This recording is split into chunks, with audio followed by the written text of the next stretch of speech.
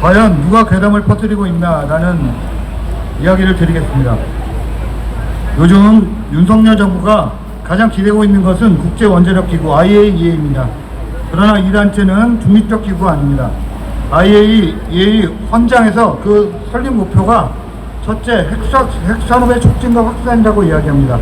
이런 단체가 중립일 리가 없습니다. 국제원자력기구는 방사능으로부터 보호 원칙을 말합니다.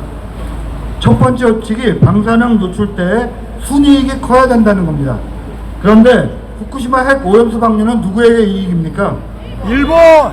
어민들에게 이익입니까? 아니면 우리나라 사람들에게 이익입니까? 또는 태평양의 수많은 나라의 시민들에게 이익일까요? 당연히 아닙니다. 태평양 국가들의 모임인 태평양 도덕포럼에서 의뢰해서 독립적 과학평가를 한 패널들이 있었습니다. 이들은 만장일치로 방류를 중단하고 다른 대안을 모색할 것을 권고했습니다. 이 패널들과 국제원자력기구의 회의록이 공개됐는데요. 이 패널들이 원자력회의기구 관료들에게 도대체 누구한테 이익이냐, 정당성은 확보됐느냐 라고 묻자 원자력기구 관료들이 대답을 못하고 회의에서 도망을 갔답니다. 자신의 원칙도 지키지 않는 국제원자력기구는 원자력산업 진흥동맹이지 결코 과학단체가 아닙니다. 다음, 원래 핵 폐기물은 바다에 버리면 안 됩니다. 다음, 쓰레기는 자기 마당에 묻어야지 마을이 공동으로 쓰는 우물에 버리면 안 된다는 것이 런던 협약입니다. 게다가 이 협약은 일본이 주도해서 만들었습니다. 1993년 러시아 핵 잠수함이 동해에 핵 폐기물을 투기했는데 당시 러시아 측은 핵 폐기물 농도를 기준치 이하로 맞췄고 국제원자력기구에 우리는 통보했다. 이렇게 얘기했습니다. 당시 일본이 뭐라고 했는지 아십니까? 일본은 바다는 핵 폐기물 쓰레기장이 아니다 라고 얘기했습니다. 완전히 얘기가 바뀐 것 같죠? 다음, 그런데 왜 후쿠시마 핵 오염수를 굳이 바다에 버리려 하는 걸까요? 이것이 핵 산업 카르텔에게는 이득이기 때문입니다. 가뜩이나 원자력 발전소는 사양 산업이었는데 후쿠시마 이후에 원자력 반대 여론이 모든 나라에서 높아졌습니다. 우리나라에서도 원자력 반대 여론이 반대 여론이 더 높아졌고요. 전 세계적으로는 마찬가지입니다. 독일은 원전 폐쇄를 했습니다. 핵산업 카르텔에게는 후쿠시마는 없애버리고 지워버려야 할 악몽입니다. 후쿠시마를 사람들의 머릿속에서 가장 빠르게 없애버릴 방법이 바다에 버리는 방법입니다. 다음 슬라이드. 그러면 알프스 처리소는 안전한 걸까요? 국제원자력기구 보고서는 안전하다고 합니다. 그런데 후쿠시마에는 10,000개의 탱크가 있습니다. 130만 톤이 있다는 겁니다. 그런데 알프스로 이걸 처리하면은 깨끗해지는가? 대답은 누구도 모른다는 겁니다. 일단 알프스로 처리를 해도 70%는 다시 재처리를 해야 될 정도로 농도가 높습니다. 방사능 농도가요. 그리고 그 기준치의 탱크 70% 속에는 기준치의 100배가 넘는 그런 탱크도 있다고 합니다. 그렇다면 처리해서 30% 된 거는 안전한가? 64개 핵 방사성 동위원소 핵종 중에 9개가 넘는 핵종이 조사된 바가 없습니다. 분명히 더 있을 텐데 조사된 바가 없다는 거죠. 삼중수소와 탄소 14는 거리지도 못합니다. 그 중에서 이 샘플을 그럼 도대체 몇 리터를 검사했느냐? 1000만 리터 중에 30리터만 했답니다. 여러분 이걸 믿을 수 있습니까? 이것도 대표치가 아주 들쭉날쭉해서 대표성이 없고 침전물을 섞어서 침전물을 섞어서 조사하지 않고 민물만 떠서 조사했다는 의문도 있습니다. 샘플에 나와서는 안 되는 핵종도 나오고 반감기가 9시간인 핵종도 나왔습니다. 한마디로 잘못 측정했거나 대표성이 없다는 겁니다. 이런 걸 안전하다고 30년간 방류한다고 합니다. 30년도 말이 빨라서 30년이지 그 30년 동안 폐로가 되지 않는다면 어떻게 합니까? 30년 동안 지금의 2배, 즉 200만 톤, 300만 톤의 폐수가 또 나온다고 합니다. 그러면 또 뿌릴까요? 100년이 넘게 뿌릴까요? 다음 슬라이드. 과정은 투명했습니까? 반대 의견을 가진 사람들이 참여하지 못했고 과정이 투명하게 공개된 적도 없습니다. 각국의 전문가가 참여했다고 중국 정부가 참여했다고 말합니다. 그렇지만 중국 정부는 전문가들이 반대했는데도 그것이 항의가 받아들여지지 않았다고 얘기합니다. 다음 슬라이드. 국제원자력기구가 일본 편이라는 것이 괴담이라고 얘기합니다. 지금은 국제원자력기구가 일본 정부 편이 맞습니다. 그런데 러시아가 핵쓰레기를 버릴 때는 러시아 편이었고 삼중수호가 안전하다고 말할 때는 한국 편이었다가 중국 편이었다가 하고, 말하자면 국제원자력기구는 누구 정부 편이 아닙니다. 원자력 편이죠. 핵산업, 이권 카르텔, 누군가 좋아하는 요즘 용어를 쓰자면 핵산업 이권 카르텔의 일부가 바로 국제원자력기구이기 때문입니다. 국제원자력기구는 지금 후쿠시마가 어떻게든 빨리 잊혀지기를 바랍니다. 그래서 일본 정부 편입니다. 지금 후쿠시마 편을, 일본 정부 편을 국제원자력기구가 듣고 있는 것은 절대로 괴담이 아닙니다. 그리고 가장 중요한 문제는, 다음 슬라이드, 가장 중요한 문제는 후쿠시마 해양 생태계 문제입니다. 해양 생태계는 안전하다는 것이 도쿄전력의 발표입니다. 그런데 이 해양 생태계를 국제원자력기구는 아예 평가하지도 않았습니다. 국민의힘 국회의원들이 바닷물을 먹는 퍼포먼스를 했습니다. 근데 여러분, 바닷물을 먹습니까? 뭘 먹죠? 우리는 해산물을 먹습니다. 해산물은 바닷물을 먹고 자라는 것이 아니라 그 속에서 자라는 침전물을 먹고 먹이사슬에 따라서 플랑크톤, 작은 생선, 큰 생선, 참치, 새우, 우럭, 여러가지 먹이사슬을 따라서 생물들이 먹고 삽니다. 도쿄전력은 안전하다고, 후쿠시마 앞바다가 안전하다고 하지만 12년이나 지난 지금 왜 세슘 우럭이 나왔습니까? 왜 세슘 G 노래미가 잡힙니까? 이것은 생물에서 방사선이 농축되고 축적되지 않으면 도저히 해명이 되지 않는 것입니다. 후쿠시마와 그 주변 앞바다는 방사능 물질로 범벅이 되어 있고 그 장소에 또 오염수를 추가로 버리는 것입니다. 그렇기 때문에 우리는 그것을 모릅니다. 모르고 안전한지 안 안전한지 모르는 것을 안전하다고 얘기하는 것은 과학이 아닙니다. 그것이야말로 괴담입니다. 대안이 없습니까?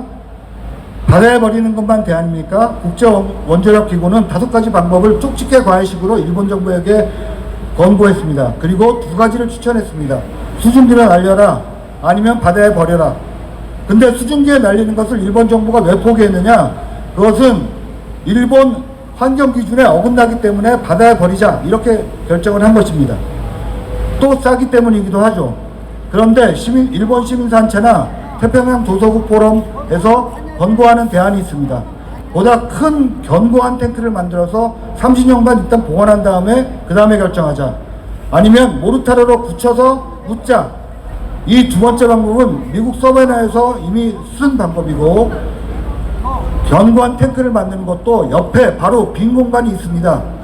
원전 부지가 있기 때문에 빈 공간이 없다고 얘기하는 일본 정부는 거짓말을 한 것입니다.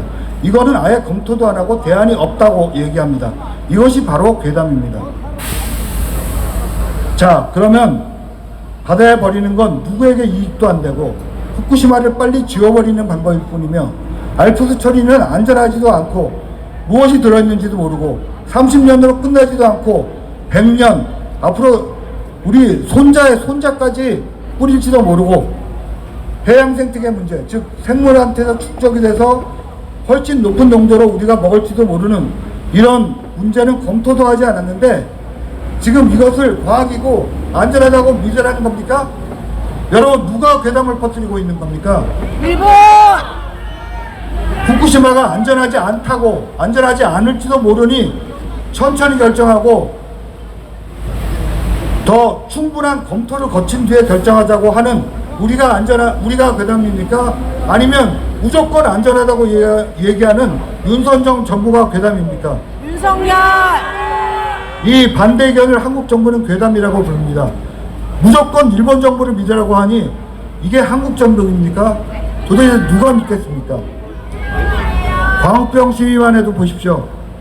2003년부터 2006년까지 미국에서 광우병 소가 3마리 발생을 했고, 미국의 사료 정책은 소가 소를 먹는 걸 통제하지 못했고, 이력 추적도 없었고, 도축 정책도 주저앉는 소도 막 도축했습니다.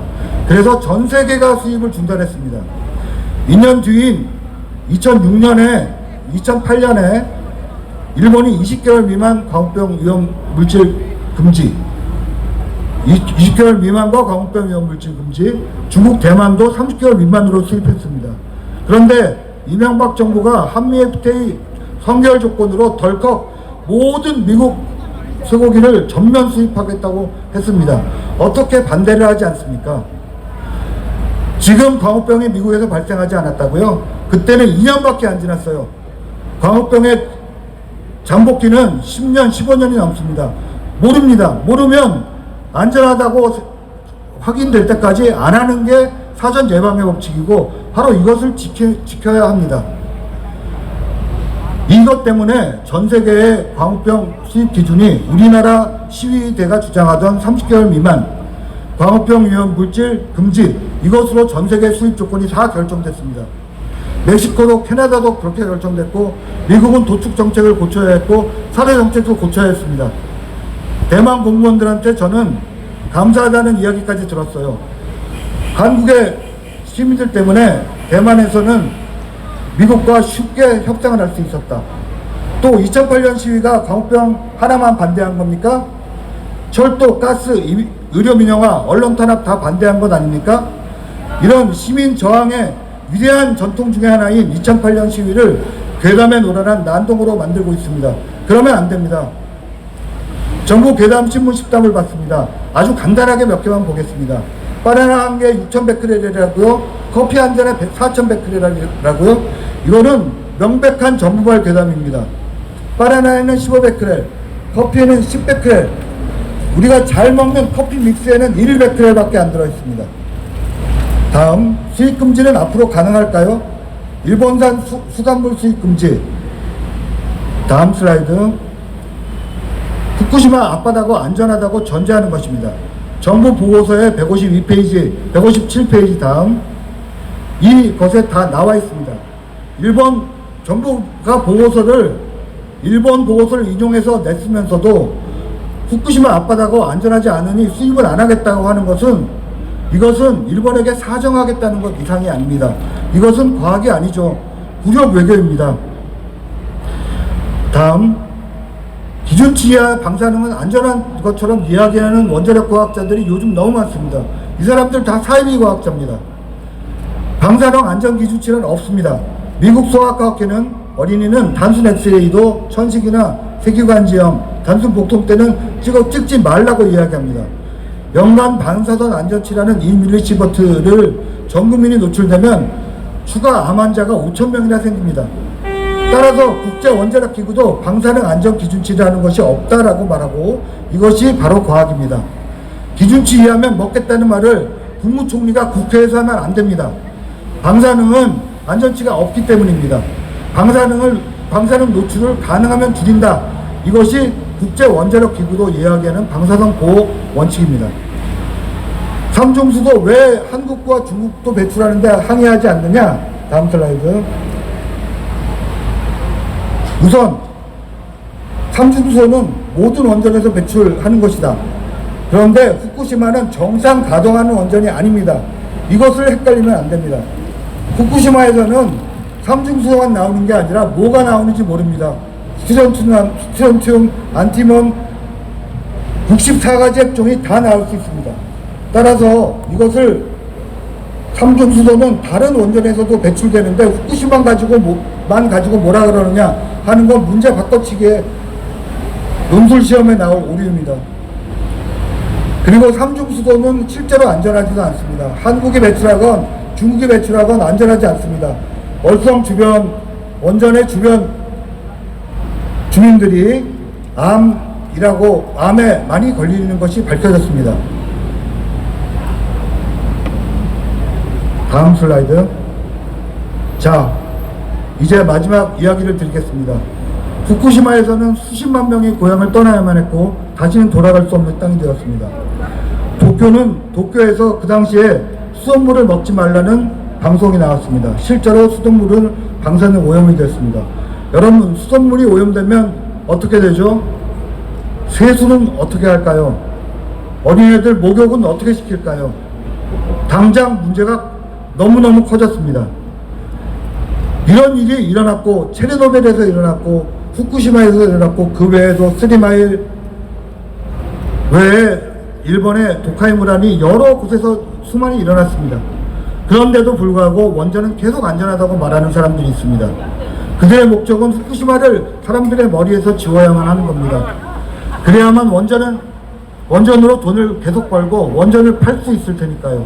이것이 바로 핵 이권 카르텔입니다. 그것이 바로 이 핵 이권 카르텔의 일부가 국제 원자력 기구이기도 합니다.